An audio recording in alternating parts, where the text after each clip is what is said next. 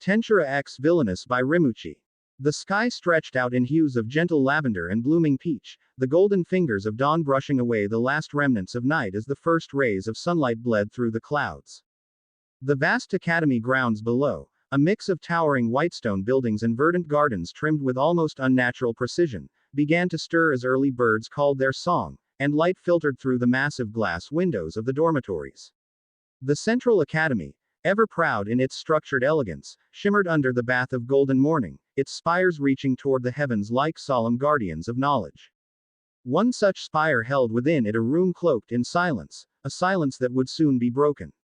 The room itself was wide and open, the walls a pale silver and decorated with subtly shifting runes for soundproofing and temperature regulation. A velvet curtain rippled ever so slightly at the window, letting in the soft glow of sunrise as it stretched across the plush bed situated at the room's heart.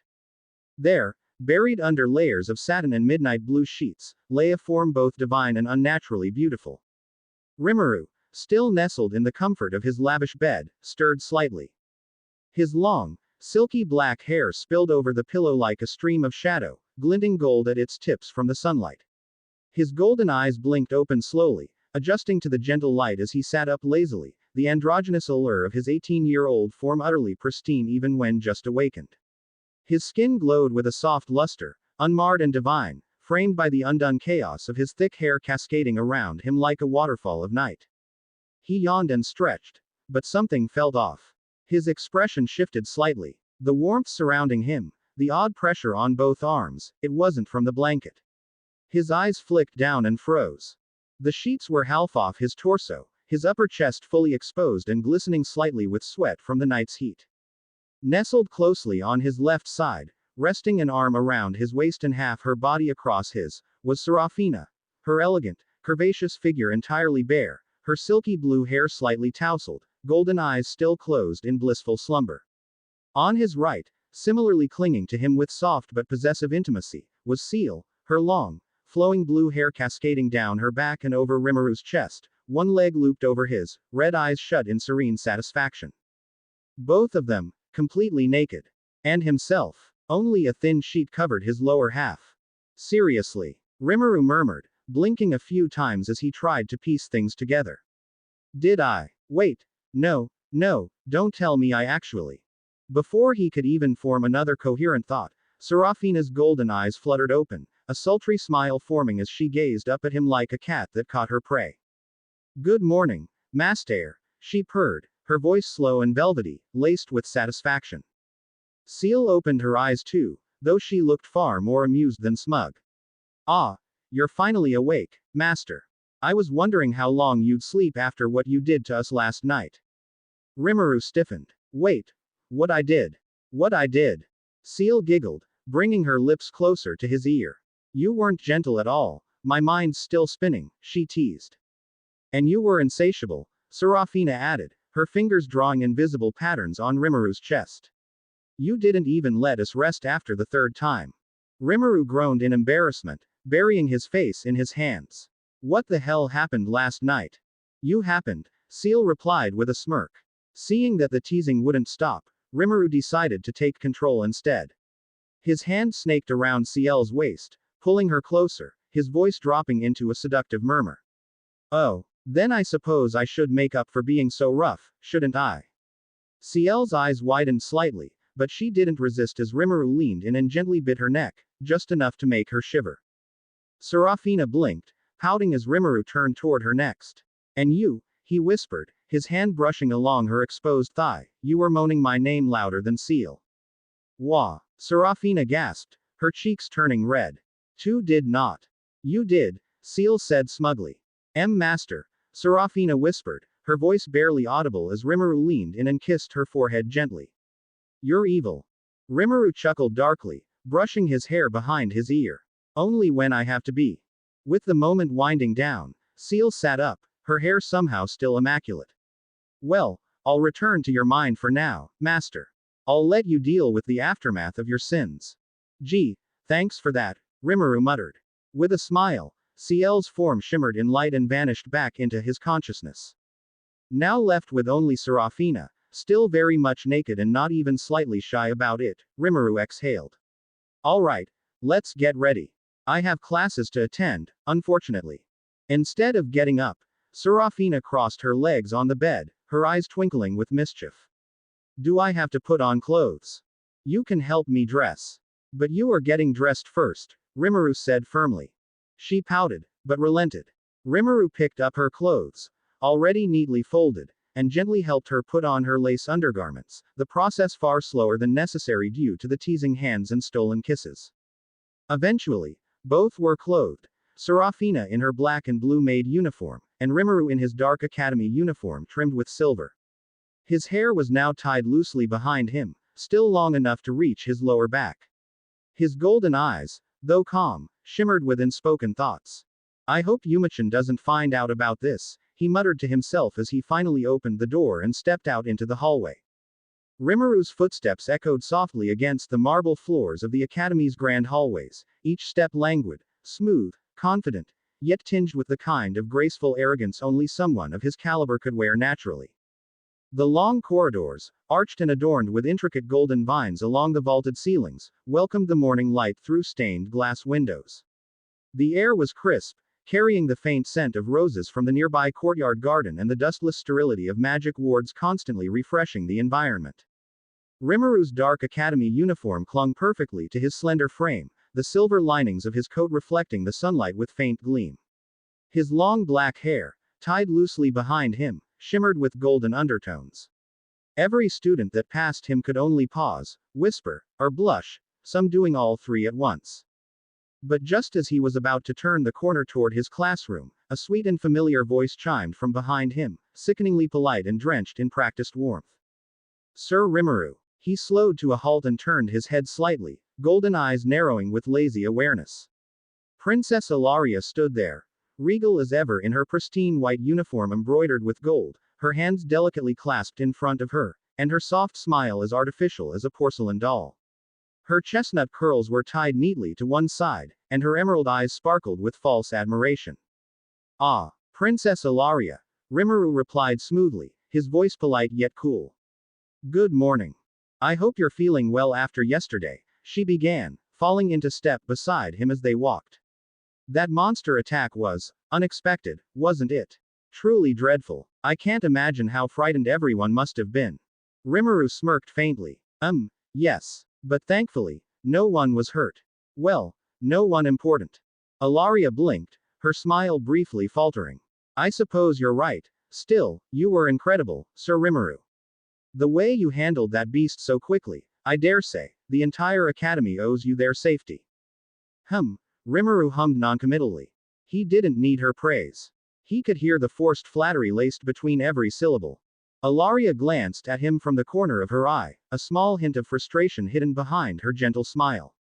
He's slipping through my fingers more each day, she thought bitterly. I thought I could mold him, but now, it's like he's always one step ahead. Mocking me. Her hands tightened slightly as she tried to suppress her darker thoughts. No matter. I just need to wait for the right moment. He'll be mine eventually. They soon reached the classroom. Students were already filing in, some chatting, others seated with books open. But Rimuru's eyes found her immediately. Yumilia sat near the window, her silver black hair catching the golden glow of morning like a curtain of starlight. She wore her academy uniform neatly, back straight, expression soft, but her cheeks turned crimson the moment she noticed Rimuru walking toward her. Ilaria reached out gently. Sir Rimuru, shall we sit together? But Rimuru had already walked away without acknowledging her. Her smile remained, but her fingers twitched. He crossed the room in a few quiet steps, every movement fluid, every eye in the class shifting toward him. Without a word, he walked up behind Yumilia and, to the shock of everyone watching, wrapped his arms around her shoulders from behind. RRI Murusan. Before she could even breathe, his lips brushed her neck in a gentle kiss, sending a jolt through her entire body. Her face lit up with crimson fire. Good morning, Yumachan, he whispered playfully, his breath warm against her ear. Yumilia trembled, her hands flailing as she glanced around the class. Why you can't just. We're in class. Lysandra said you'd behave today. She stammered. She did. Rimuru raised an eyebrow, leaning slightly forward. But I'm not under her command. Besides, You looked so kissable this morning, how could I resist? Hey. Why you? Yumilia shrank in her seat, trying to hide her flushed cheeks as her mind spiraled. Why is he like this? And in front of everyone. Lyssandra's gonna tease me forever.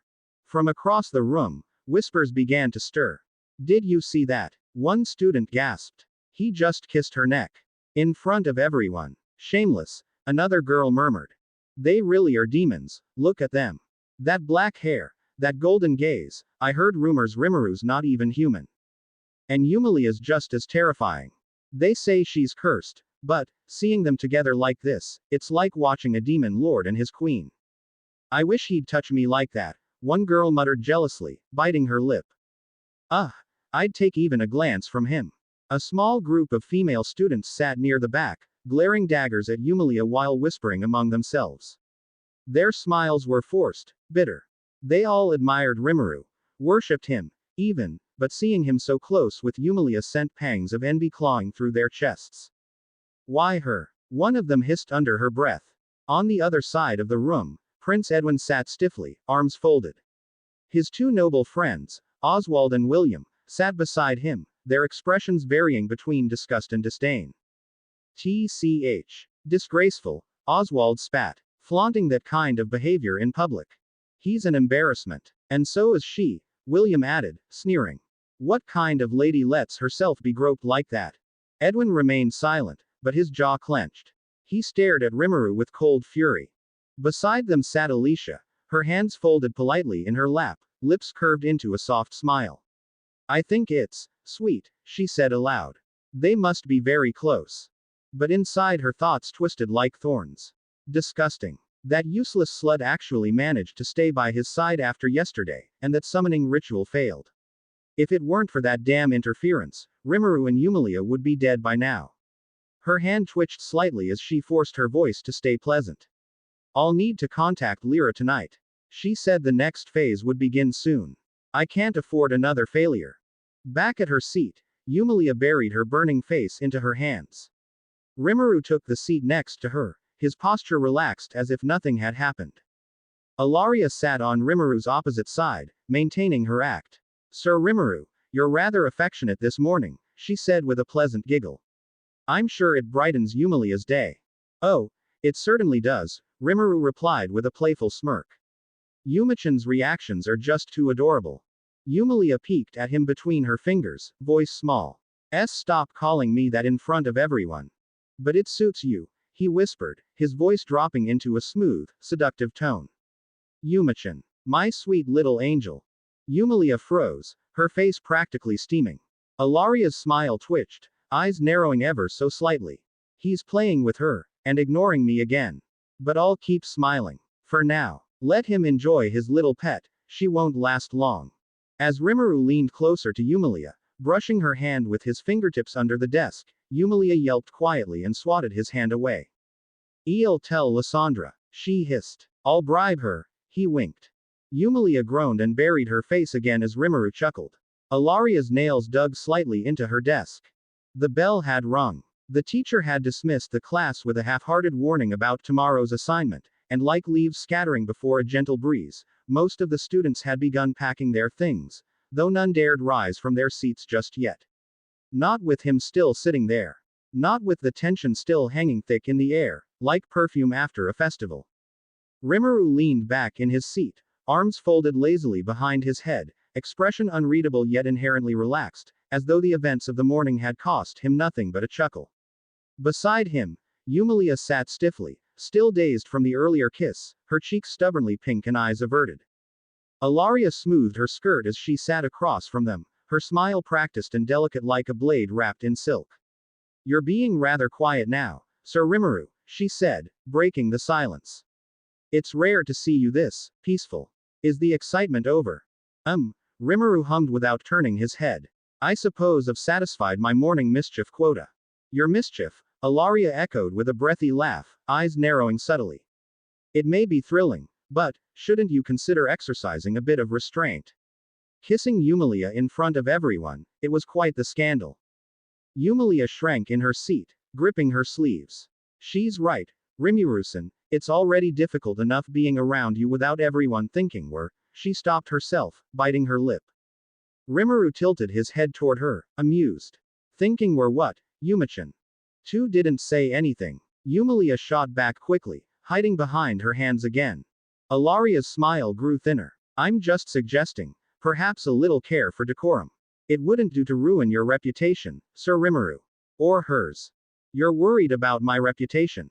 Rimuru chuckled lowly, finally turning his golden gaze to Ilaria. That's sweet. But I don't remember asking for your advice, princess. That shut her up. Her smile froze in place, her fingers tightening into the fabric of her dress.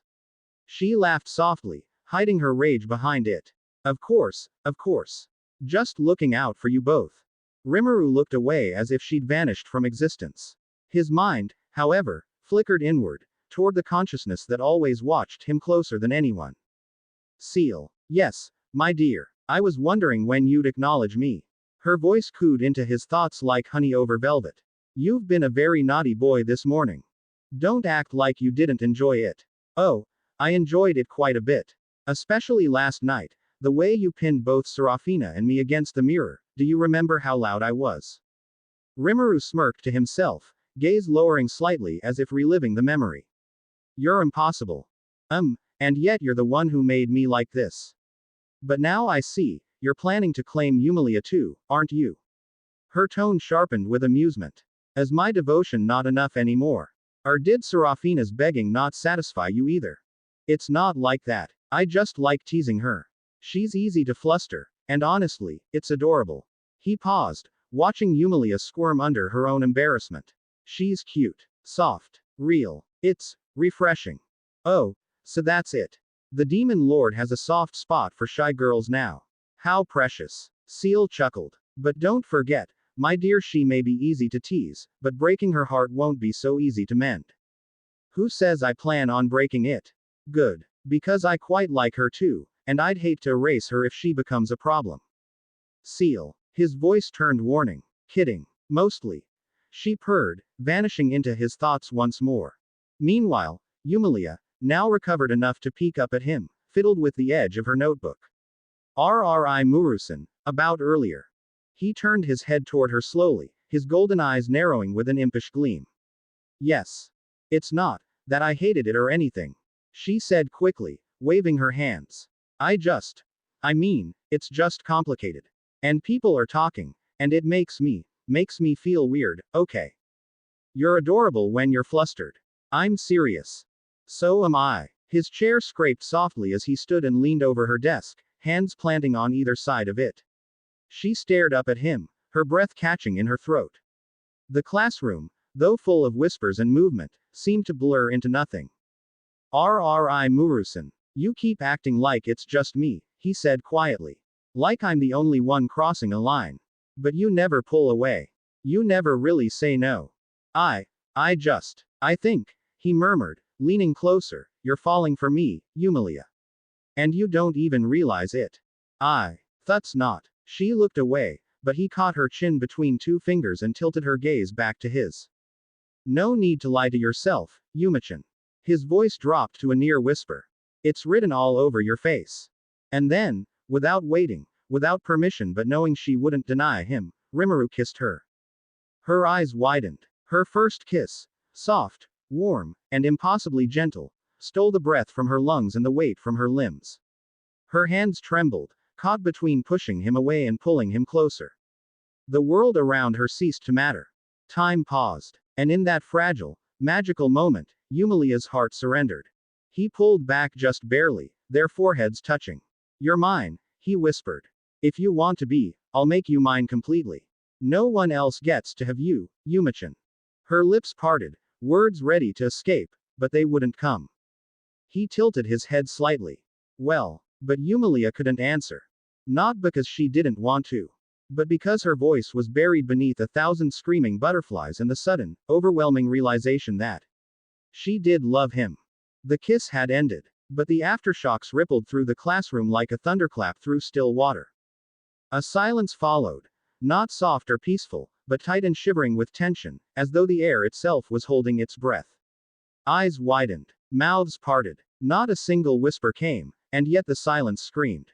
Yumilia stood trembling. Her cheeks burned crimson, her lips still tingled from the sensation, and her hand, the very one Rimuru had just released, hung awkwardly between them.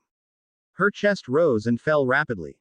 And then, without another word, she reached down, grabbed Rimuru's hand, and all but yanked him from his seat. Yes, go, she squeaked. Rimuru blinked, amused by her sudden boldness. But he didn't resist. He let her lead him out, their hands entwined, and the sound of the classroom door swinging shut behind them felt like the crack of a gavel. The stunned silence shattered. Voices burst out in disjointed fragments. Did she just? She dragged him out. No way. That was her first kiss. In front of everyone.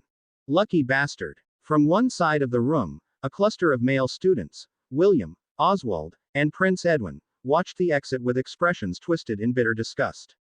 TCH. Who does he think he is?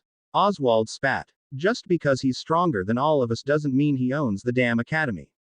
William leaned back against a desk, arms folded, jaw tight. He's making a fool of us. And with her, of all people. Yumilia's barely a mage. What does she have that we don't? A cute face, Edwin muttered darkly. And Rimuru likes soft, obedient types, apparently. And that makes her better than us. Oswald snapped. We've trained for years. We've fought monsters, survived dungeons, and yet the entire class looks at him like he's a god just because he flirts like one. Now even the nobles are calling him the Dragon Prince, Edwin muttered with gritted teeth. This academy is turning into his harem. Disgusting. They might have gone on, their rage building, but Alicia's voice cut through like a soft bell. Enough, you three. Alicia smiled serenely, folding her hands over her lap like a perfect noble girl. Her voice was gentle, soothing. There's no point getting angry. Rimuru-san is simply confident.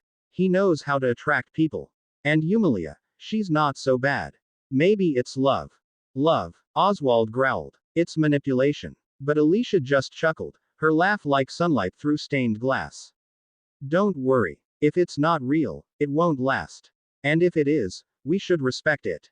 Outwardly, she smiled. Inwardly, her thoughts curled like vines of poison.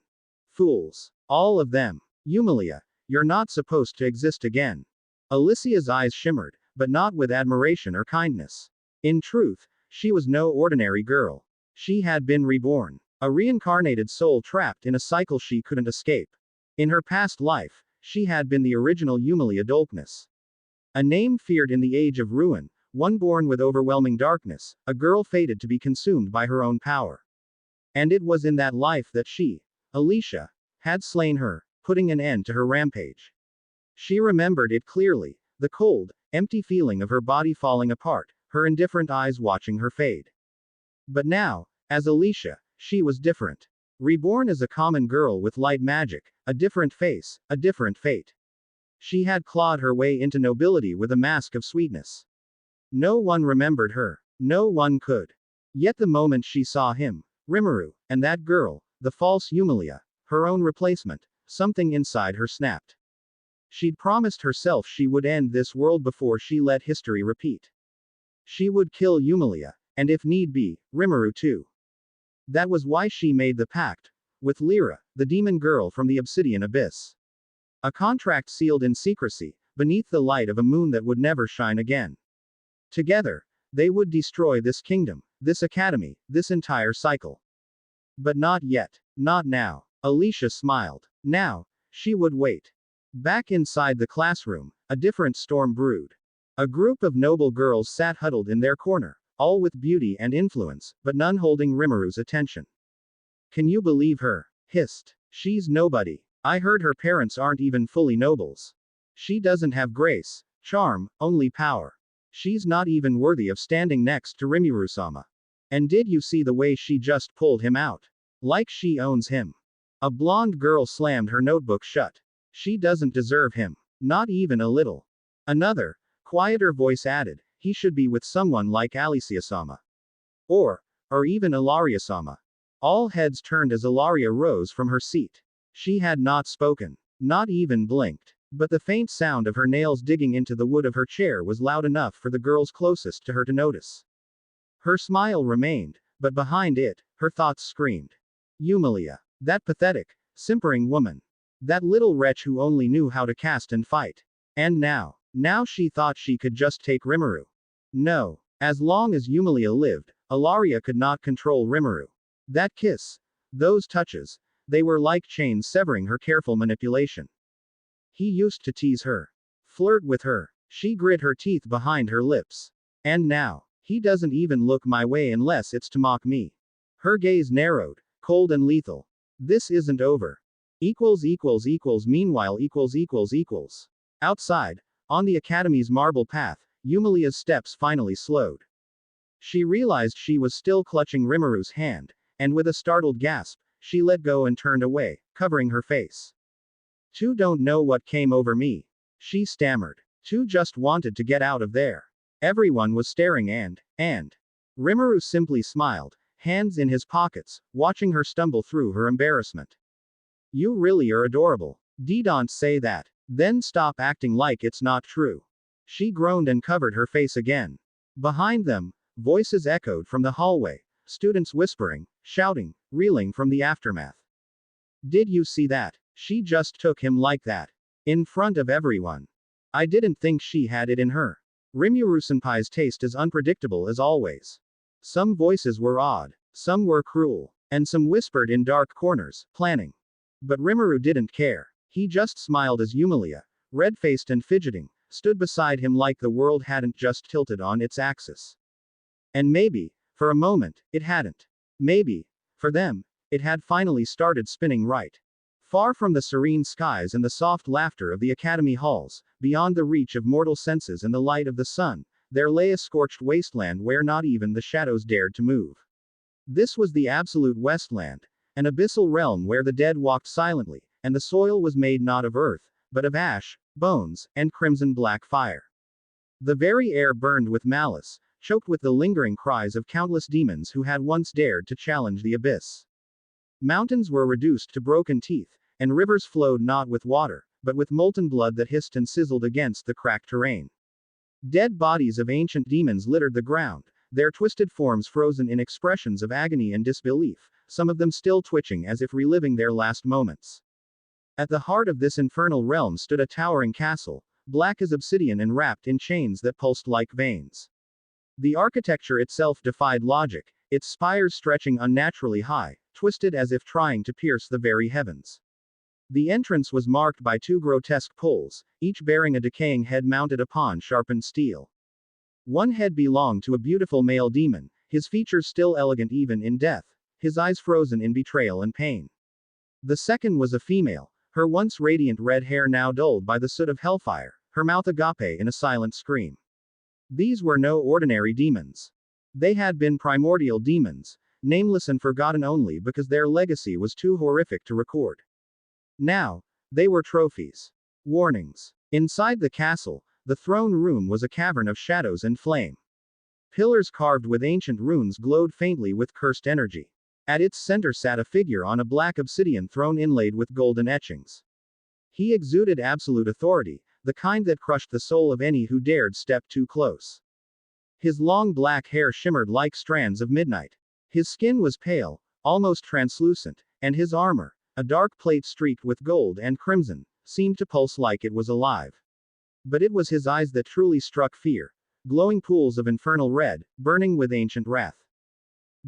This was Asmodai Lucifuge, the true demon emperor, sealed away 12,000 years ago by gods, betrayed by his own kin, now risen again. Before him knelt a girl of haunting beauty. Long black hair fell like silk down her back, her amethyst eyes shimmering with quiet pride and reverence. She looked human, barely 17, yet the aura around her spoke of chaos tightly bound in mortal skin. She was Lyra, once a wandering soul, now the chosen apostle of darkness. "Master," she said, her voice a melodic hum, "everything is nearly complete." She lowered her head. "And, congratulations. You've succeeded in slaying the two primordial demons that dared stand against you. With their deaths, there remains no one in the underworld who can rival your reign." Asmodai did not smile. "Stop speaking such meaningless flattery," he said coldly, his voice deep and void of emotion. "How goes the plan you made with that human girl?" Lyra nodded slightly. "Her name is Alicia. The process is progressing well. Only one individual remains as a threat. Once he is eliminated, you may claim the vessel you require. The world above will know the wrath of the demon emperor, the true god of demons. The age of false gods will end. The throne creaked slightly as Asmodai leaned forward, his crimson eyes glowing brighter. You speak of this individual with far too much familiarity. Have you forgotten your place, Lyra? She flinched but recovered quickly. Forgive me, my lord. I merely meant to update you. Alicia is loyal. For now. She believes in our cause. And with her hatred for Yumilia growing, her pact with me strengthens by the hour. And if they fail? The room seemed to darken further with his next words. Even a single failure, a misstep, a hesitation, a doubt, Asmodai said, and I will erase both of you. Body, soul, and all traces from existence. Lyra's body trembled. She dropped to both knees, forehead nearly touching the cold obsidian floor. I understand, my lord. I swear on the chaos within me, we will not fail. That boy and the girl will fall. Rimuru and Yumilia. Both will die. Silence stretched for a moment, oppressive and cold. Go, he commanded. Lyra stood shakily, gathering her black cloak to her form. She turned to leave, but just as her hand reached the chamber doors, a voice echoed behind her. Wait. She turned. Asmodai raised his hand. And with a flick of his wrist, a black gold sword materialized in the air, surrounded by smoke and blood. The blade pulsed, shrieked, alive and hungry. This weapon belonged to the female primordial I slew, Asmodai said darkly. It drinks souls. Use it to kill the one you spoke of. Make sure there's nothing left to resurrect. Lyra's breath caught. She stepped forward, reaching for the sword with both hands. I shall not fail you, my lord, she whispered, cradling the blade as if it were a gift from the heavens. See that you don't. She vanished into the darkness of the corridor. For a moment, only silence remained. Then Asmodai stood. He descended from the throne, each step echoing with unspeakable weight. He approached a long, cracked stone table at the center of a secondary chamber, where ancient runes were etched in languages long dead. As he placed his palm upon it, the stone glowed crimson, and the runes pulsed to life.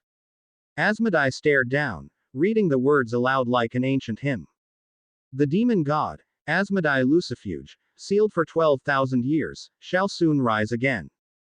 When the void sings and gods kneel, the world shall burn anew. More lines flared to life, ones only Asmodai could read. 2 will fall in the battle that shakes existence. 1, the demon emperor, Asmodai Lucifuge. The other, the ruler of the void. A slow smile, twisted and hollow, spread across his face. So, it's you, he muttered. I see now, my final opponent. His fingers curled into fists. You will break before me.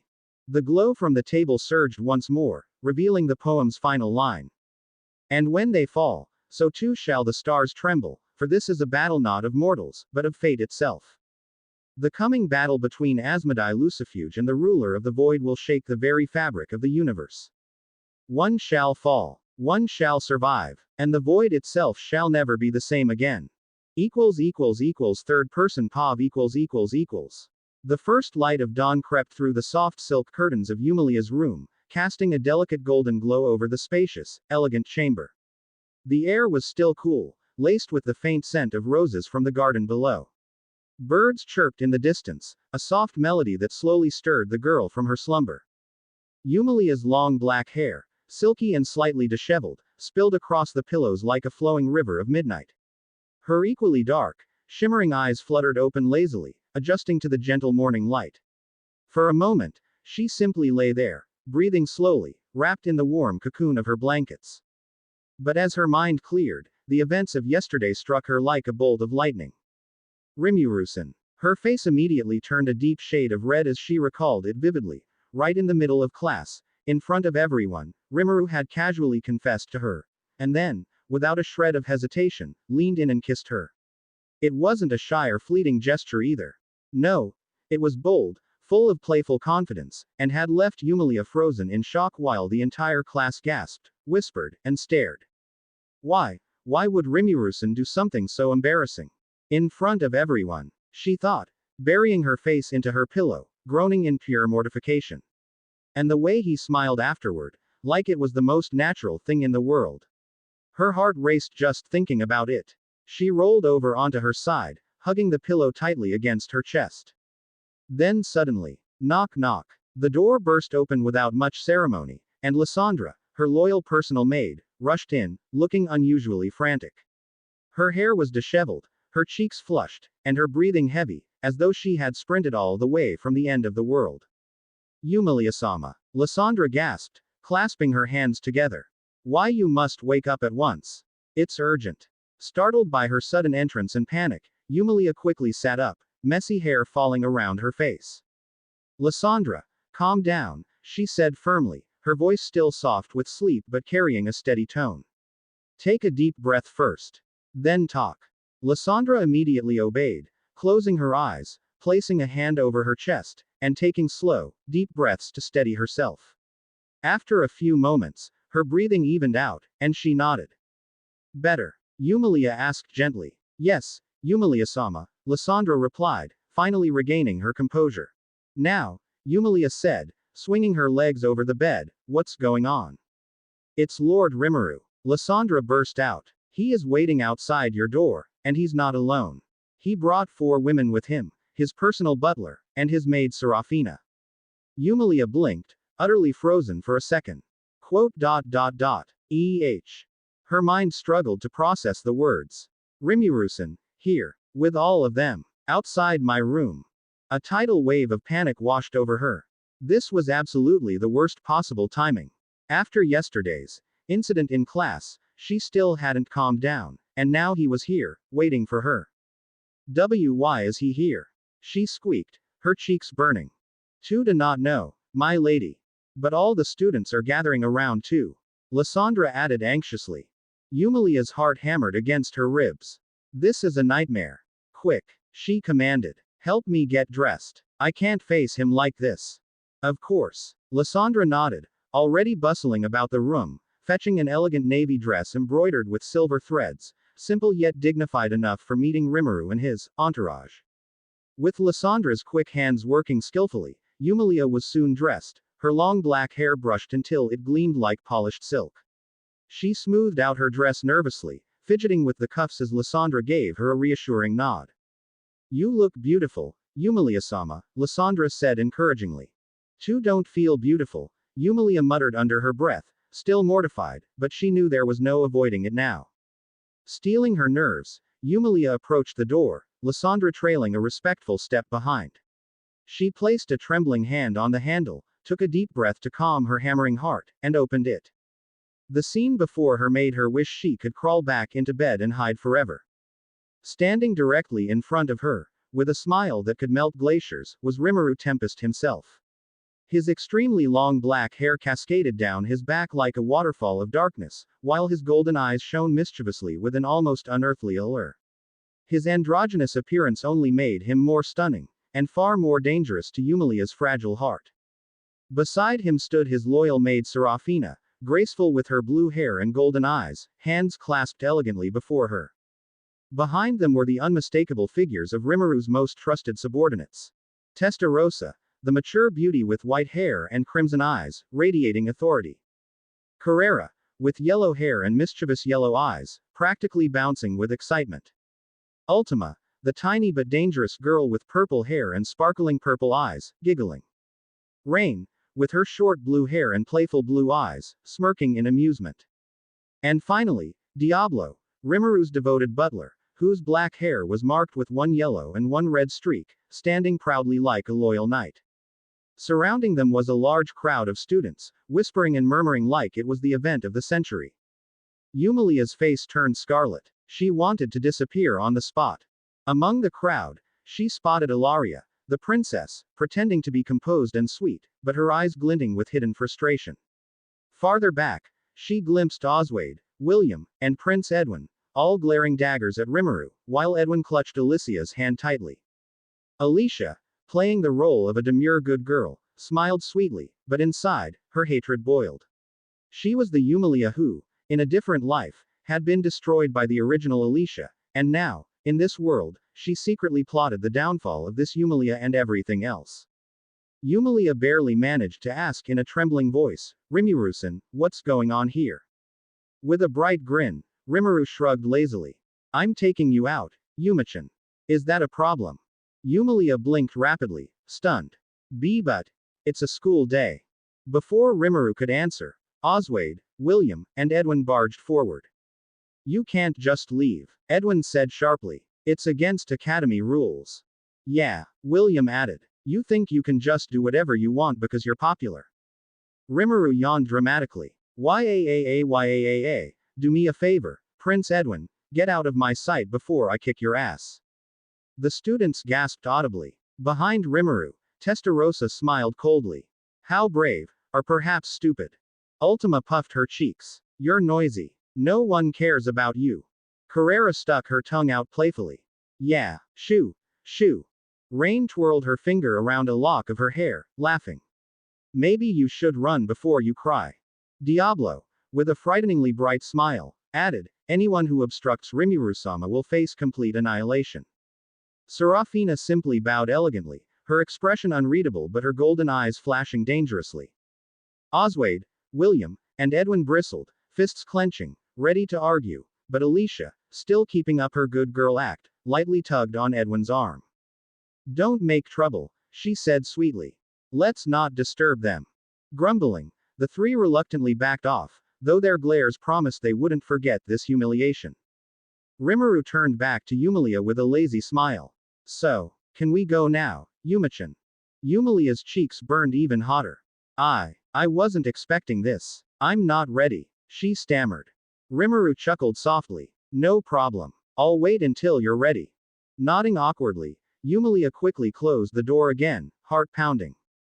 Inside, Lysandra immediately hovered nearby. MMY lady, are you all right? She asked.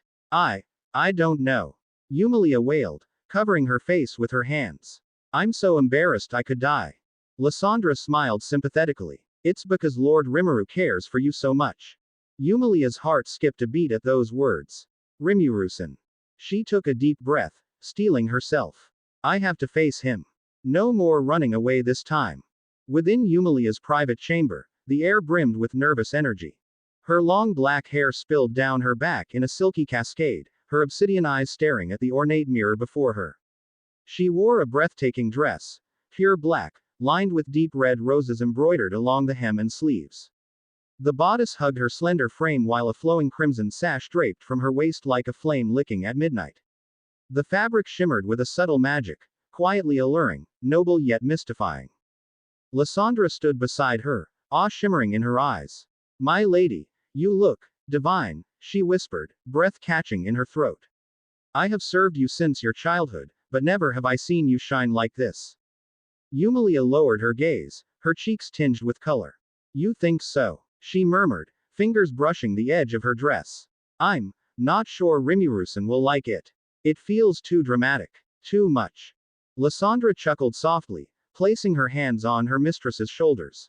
My lady, if Lord Rimuru does not fall to his knees at the sight of you, I will personally revoke his status. That earned a small, embarrassed giggle from Yumilia, who shook her head. Her heart was racing, still unsure what today would bring. Steeling herself, she walked to the doors and, with one last breath, opened them. And time stood still. Rimuru was still there, waiting patiently in the hallway. His long, midnight black hair shimmered under the morning light, cascading like liquid silk down his back. His golden eyes, sharper than any blade yet warm like the sun, widened the instant he saw her. His lips parted slightly, but no words came. Not from him. Not from anyone. The students gathered in the hall gasped. Testarossa, Carrera, Ultima, Rain, Serafina, and even Diablo, each one paused in stunned silence. Yumilia's entrance was like a painting brought to life, the embodiment of both grace and shadow. Yumilia's face flushed under the sheer attention. She raised her hands lightly. Don't look at me like that, she said shyly, eyes shifting toward Rimuru. Rimuru finally spoke, his voice smooth and odd. Beautiful. The word struck her like lightning. Yumilia's cheeks flared with deep crimson, and she stammered, struggling to find a response. Around them, reactions exploded. My, Rimuru-sama has such divine taste, Testarossa said with a knowing smile. She's like a forbidden queen from a dark fairy tale. I love it. Ultima squealed, her excitement shining through. Carrera folded her arms and grinned. I don't care what anyone says, this school needs a new dress code if this is what students wear now. Rain laughed playfully. Someone looks jealous, she teased, nudging Carrera. Diablo beamed with his usual obsessive loyalty. As expected of Lord Rimuru's chosen companion. Such grace, such beauty, a worthy consort indeed. And then Serafina stepped forward, arms crossed, a smirk tugging at her lips. As expected of my rival, though I doubt Lady Seal would ever allow herself to fall behind. Her eyes flickered slyly to Eumelia. Eumelia blinked, the name hitting her like a whisper in the dark. Seal. She'd heard the name before, glimpsed a mysterious woman near Rimuru once when he thought no one was watching. That woman, that overwhelming aura, she'd never forgotten. Seal, Eumelia murmured, unsure if she was supposed to respond. Rimuru stepped closer then, casually lifting his hand and brushing his fingers across her own. You'll understand everything today, he said softly. I promise. Eumelia nodded, heart pounding. Okay, if you say so, Rimuru-san. With a quiet smile, Rimuru held out his hand, silently inviting her to take it. Eumelia hesitated, lips quivering slightly before she reached out and let her fingers intertwine with his. The moment their hands met, murmurs echoed through the crowd. She's even more beautiful than before. I used to think she was cursed, but now, she's like a goddess. Rimuru really is taking her out. A real date. From one corner, 4 boys, students who once mocked her black hair, calling her the Demon Lords, now stood in speechless awe, practically drooling. At the opposite end, 6 girls who once swooned over Rimuru clenched their fists in jealousy. But none burned with envy quite like Ilaria. She stood frozen, eyes locked on Rimuru and Eumelia's hands. Her perfect golden curls bounced with each breath she took. Her plan to turn Rimuru into her charming puppet, slowly, delicately, was beginning to fail. Every passing day Eumelia grew closer to him, and her own influence slipped. No, Ilaria whispered to herself. I have to act soon. Before it's too late. She took a step forward, ready to interrupt, to claim some control back, but before her foot hit the floor, a ripple of magic surrounded Rimuru and his companions. And in a blink, they vanished. Ilaria's eyes widened. No. Other students whispered and gawked. Where did they go? That was teleportation magic, right? I didn't sense it at all. Are they in another realm? But no answer came. The world reformed around Eumelia in a breathtaking haze. They were no longer in the academy. They stood in a grand, enchanting garden, surrounded by towering crystal trees with leaves like stardust. The sky above was pitch black, yet glittered with radiant stars, glowing softly like lanterns in an eternal night. A multicolored field of exotic flowers stretched in every direction, petals sparkling with soft magic. Water fountains flowed quietly in the distance, shaped like swans, their streams glimmering with silver light. In the heart of this dreamlike place stood a white marble table under a wrought iron gazebo wrapped in blooming red roses. 2 chairs faced each other. Plates were already laid, filled with food too divine to describe. Eumelia's breath caught in her throat. Rimuru stepped forward with her, their footsteps so light, it felt like they were floating. He guided her to the table with elegance and grace, and with a gentleman's care, pulled out the chair for her. Please, Yume-chan, he said gently. Sit. She sat down slowly, trying not to tremble. Rimuru followed suit, sitting across from her with a small, charming smile. Behind them, Testarossa, Carrera, Ultima Rain, Diablo, and Serafina quietly walked toward a far doorway nestled in the rose garden, giving the 2 privacy with practiced discipline. And suddenly, a soft, romantic melody began to play, unseen instruments weaving together a tune that made Eumelia's heart pound louder. I don't know what to say, she admitted quietly, voice almost trembling. This is too much. Rimuru-san. Rimuru leaned forward, resting his chin on his hand. His golden eyes sparkled. So, Yume-chan, what do you think so far? Is your first date with me up to your expectations? Eumelia flushed even deeper, torn between awe, nervousness, and undeniable joy. I didn't even expect any of this, you're full of surprises, Rimuru-san. Rimuru chuckled softly. Good. Because I plan to surprise you a lot more. He tilted his head then. But let me ask you something, Yumichan. Yumilia's breath hitched, unsure what was coming, yet already blushing. She nodded, eyes wide. Meanwhile back in academy. It had been 2 hours since the breathtaking moment when Rimuru, Yumilia, and his formidable subordinates disappeared from the academy courtyard. Yet even as time ticked on, the air remained electrified with whispers and gasps. The academy halls, once filled with the mundane chatter of studies and nobility, now buzzed with speculation, awe, and, hidden beneath it all, a flicker of envy. In every corridor, classroom, and garden path, students huddled in groups, reliving the moment Rimuru held Yumilia's hand, the way she looked in that black and red gown, and how the very world seemed to pause in that brief moment. No one could forget the sheer elegance that hung in the air, like magic suspended in time. In one corner of the courtyard, a group of 4 male students muttered in disbelief. Male 1. I used to call her a demon because of her hair. But today, I couldn't take my eyes off her. Male 2. She looked like royalty. No, more than that. She looked untouchable. Rimuru knew exactly what he was doing. Male 3. Did you see how Rimuru just said, beautiful? That one word shut everyone down. Male 4. Honestly, I feel like I've been punched. I mocked her before, and now I feel like an idiot. Elsewhere, 4 groups of girls huddled, their voices quick and full of emotion. Girl Group 1. Yumilia. Really? I always thought Rimuru would fall for someone flashy. Girl Group 2. No way. She's elegant, soft-spoken. She's the only one who doesn't chase him. Girl Group 3. Did you see her blush when he held her hand? It was so cute I could scream. Girl Group 4. And now they're gone. Together. Like something out of a novel. I'm jealous, but. Meanwhile, beneath the cherry blossom trees near the academy's west garden, Eleonora sat with her 4 closest friends. Her blonde curls caught the sunlight like spun gold, and though she was considered childish by some, her eyes held genuine warmth. She looked over at her friends, still stunned by what they had all witnessed. Eleonora. Yumi looked like someone from a dream, didn't she? That dress was perfect. She looked like she belonged by Rimuru's side. Friend A. It was like she was glowing. The moment she stepped out, even the wind paused. Friend B. And Rimuru. He didn't even say anything at first. He just froze. Everyone did. Friend C. Did you see how gently he held her hand? That wasn't for show. That was real.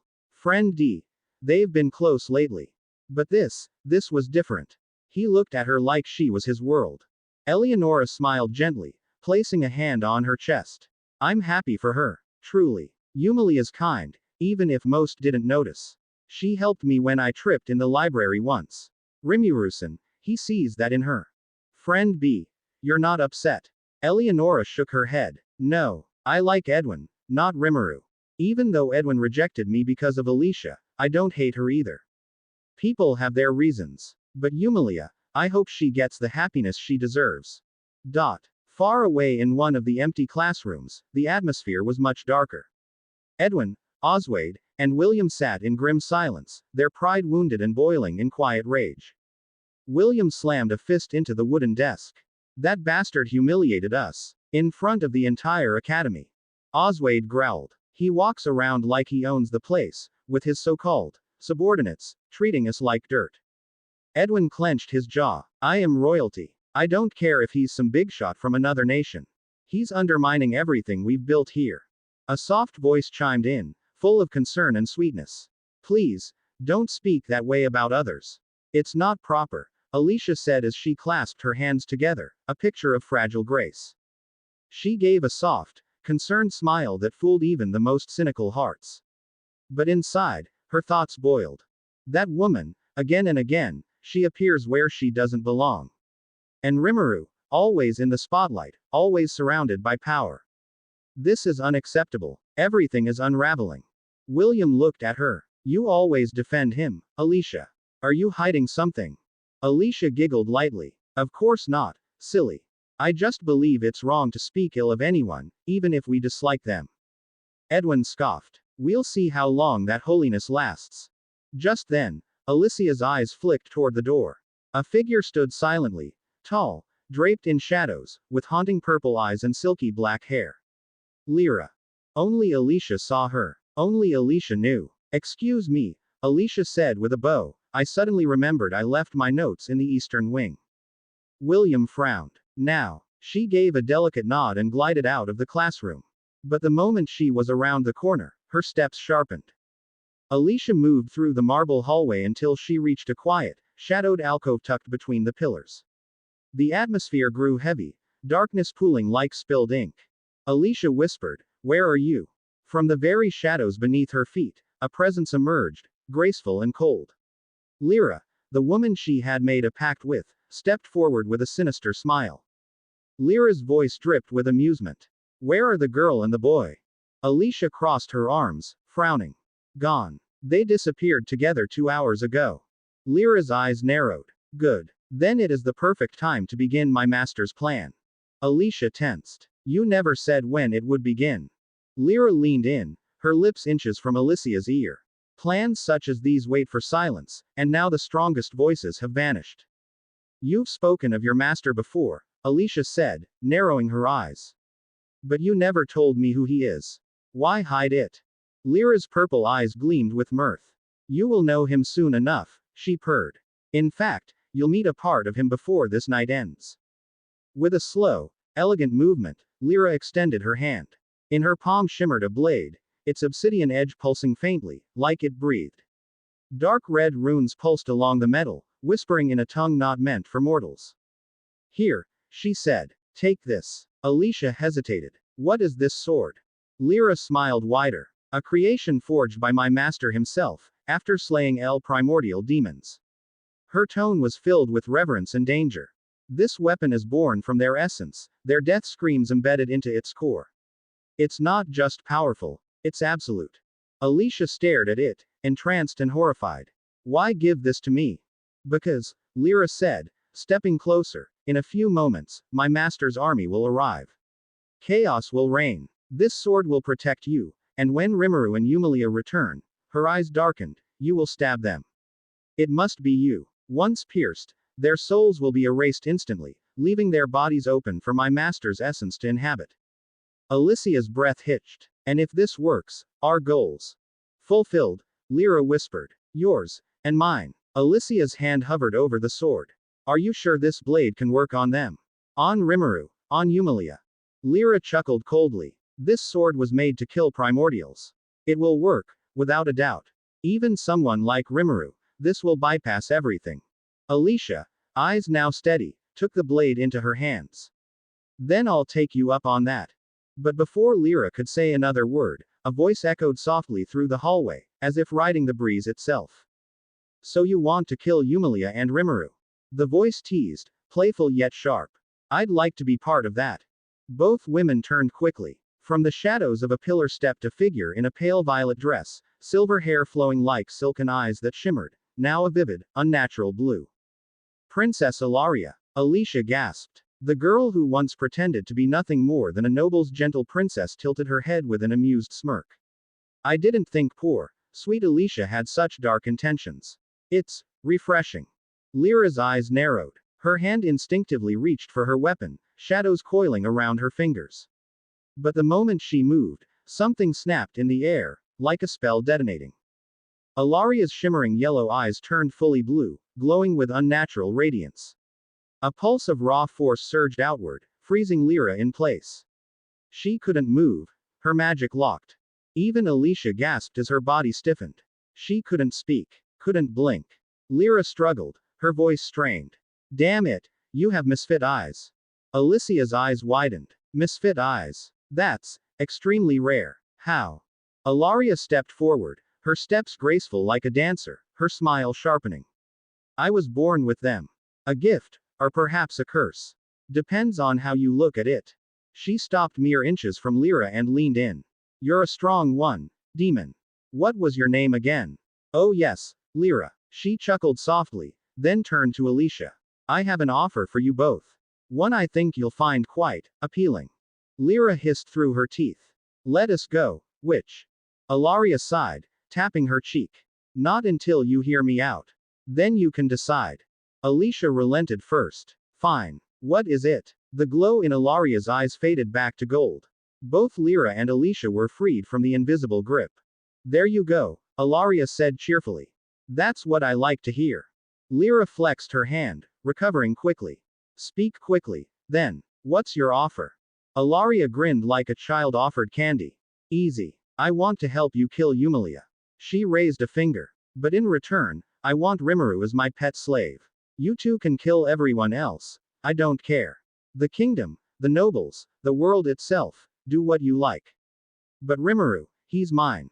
Alicia looked confused. Why him? What's your reason? Ilaria's expression darkened, her smile twisting. Isn't it obvious? I like him. More than that, I want his power. I tried to charm him, seduce him, but he ignored me. Because of them, Yumilia, Serafina, and those damn loyal subordinates always hanging around him. She practically spat the words. Alicia turned toward Lyra. What should we do? Lyra studied Ilaria closely, her mind working fast. Then, calmly, she asked, You don't want anything else? No throne. No crown. Nothing, Ilaria said firmly. I just want Rimuru as my slave. Her voice was low and heated. Take my father. Burn this kingdom. I don't care. But him, give him to me. Lyra's lips curled into a slow, delighted smile. Good. Then we have a deal. She stepped forward and extended her hand. Ilaria took it without hesitation, sealing their wicked pact. Then it's done, Lyra said, voice like velvet and ice. She turned to Alicia. Our armies will arrive soon. Be ready. When Rimuru and Yumilia return, remember your part. Alicia nodded. I understand. She gripped the sword tightly. Ilaria's smile widened. Perfect. I'll prepare my part of the plan. I look forward to seeing the look on that bitch's face when she falls. As Ilaria vanished down the hallway, her laughter echoed in her wake. Lyra turned to Alicia one last time. Remember, strike without hesitation. This sword does not forgive weakness. With that, Lyra stepped back into the shadows. Her form melted into darkness until only the whisper of her power remained. Alicia stood alone now in the quiet corridor, the blade in her hands pulsing with dark energy, awaiting the moment of betrayal that could change the world. FEW moments later . The sky cracked. It wasn't thunder or lightning, but something more primal. The clouds above the academy, once clear and bright with soft afternoon sun, twisted violently as if the heavens themselves had been torn asunder. The golden light vanished. A low hum, like the growl of a beast buried beneath the world, trembled across the land. Then came the shift. Blue turned to pitch black. Crimson veins stretched across the sky like bleeding cracks in a shattered mirror. The academy grounds, once lively with laughter and voices, fell silent in an instant. Shadows swallowed every surface as red light bathed the world in an eerie, oppressive glow. A moment of silence passed. Then came the screams. Near the courtyard, 10 students who had been chatting or walking through the academy gardens froze in place, their heads craned toward the unnatural sky. 1. Leaf, a swordsman student, gritted his teeth, his hand instinctively going to the hilt of his blade. What in the name of the spirits is that? 2. Rosa, a noble girl, clutched her spellbook close to her chest. That's demonic mana. That sky is pulsing with it. 3. Nim, a healer in training, stumbled backward and fell to his knees. No, this isn't a training simulation. This is real. 4. Cassian, a bulky brawler type, cursed loudly. Damn it. Is this an invasion? 5. Mila, an alchemy student, looked up with wide eyes. My potions won't be enough for this. 6. Erin, a quiet and bookish girl, began muttering protective spells, hands trembling. 7. Tarek, a noble's son and spear user, dropped his weapon. What kind of power can do this? 8. Lana, a firemage student, stood frozen, mouth agape. This is way beyond anything the academy prepared us for. 9. Julian, known for his arrogance, trembled and took a step behind Leaf. This can't be happening. 10. Vika, a tough girl, clutched her head. This feels like home, but worse. Something ancient is coming. The skies opened further, and from the blood-red clouds, they came. Above the academy, Millions of beings emerged from the rift. Silhouettes rained from the sky like descending gods of death. Their forms were humanoid, but grotesquely beautiful. Some had horns that curled like crowns of bone, others bore leathery wings that stretched like sails. Tails swayed behind them, forked or armored. Some walked on air with bare feet, others in robes that rippled like ink and smoke. Each of them smiled, a smile that promised ruin. The air grew heavy, thick with corrupted mana. The earth trembled beneath their presence. Elsewhere in the academy, 13 more students stood together just outside the training field. They had been laughing moments earlier. Now fear gripped their throats. 1. Ulrich fell to his knees, his bow slipping from his hand. There, everywhere. 2. Jenna, a priestess in training, began crying. We're going to die. We're all going to die. 3. Kalden, a tough boy, growled but took a step back. We can't even fight this. 4. Dre, a Windisser, tried to take flight and instantly crashed from the unstable air. 5. Mira, a dual-blade user, clutched both her weapons tightly. WWE have to run. 6. Silas, a nature mage, whispered, the forest spirits are silent, they're hiding. 7. Garen, a second year, stared blankly. They're demons, actual demons. 8. Thea, a scholar, dropped her notebook and whispered, they came from the sky, just like in the forbidden texts. 9. Varn, a lightning user, charged energy into his hands, but it fizzled uselessly. Even the air hates us now. 10. Kira, a shadow assassin, vanished into the shadows, fleeing. 11. Thomas, a shielduser, stood protectively in front of the others. We stick together. 12. Ellen, a younger student, collapsed to the ground in a panic. 13. Nadia, a noble's daughter, cried out, call the instructors. Someone. Anyone. Meanwhile, inside the academy, Eleonora was walking calmly with her 2 closest friends, arms folded, chatting softly about her magic theory class. Suddenly, she paused. Her eyes widened as the hallway was drowned in red light. She looked up. Her heartbeat stalled. The sky, it wasn't the sky anymore. No, Eleonora whispered. This isn't right. This isn't possible. Her 2 friends, Silva and Meili, stared in horror. Eleonora-sama. Silva grabbed her arm. We need to run. This is bad. This isn't safe. We should hide. We should go to your room. Meili urged, gripping Eleonora's sleeve. For a moment, Eleonora stood frozen, unmoving. Then she nodded. Let's go. Hurry. The 3 girls dashed through the corridors, heading straight toward Eleonora's personal quarters, panic growing with every step. Back in a quiet classroom, Edwin, Oswald, and William sat near the window, growing more uneasy by the second. Alicia's been gone too long, Edwin said, frowning. She said she'd only be a moment. She probably went to the library or something, William shrugged. Oswald leaned forward. You don't think she's avoiding us, do you? But the moment turned dark, literally. The light pouring through the window dimmed. The shadows outside grew deeper, thicker. They turned toward the window, and froze. What the hell is that? Edwin gasped. Oswald stood quickly. The sky, it's wrong. Completely wrong. William swore, grabbing his sword. Demons. That's demon energy. There's thousands of them up there. We need to find Alicia. Edwin shouted. We have to protect her from this. The 3 bolted out of the room, racing down the hall toward the last place they saw her. At the very top of the academy tower, Alicia stood with her arms crossed, the obsidian blade still glowing faintly in her hand. Beside her, Ilaria leaned against the railing, her golden eyes watching the sky like one watches a coming storm. The red clouds shifted again, and the air pulsed with power. It's beautiful, Alicia said softly. So many, and all of them ours. Ilaria grinned. They'll burn the academy to ash. Then we take what's left. Suddenly, a figure plummeted from the sky, a crimson blur crashing down like a falling meteor. The shockwave rattled the building, but both girls stood firm. The figure stood tall, red hair like fire, green eyes glowing like embers. His muscular frame was draped in sleek black armor etched with glowing glyphs. Horns curved back from his forehead, and his tail swayed lazily. So, he said, voice deep and smooth. You 2 are the ones who made the pact.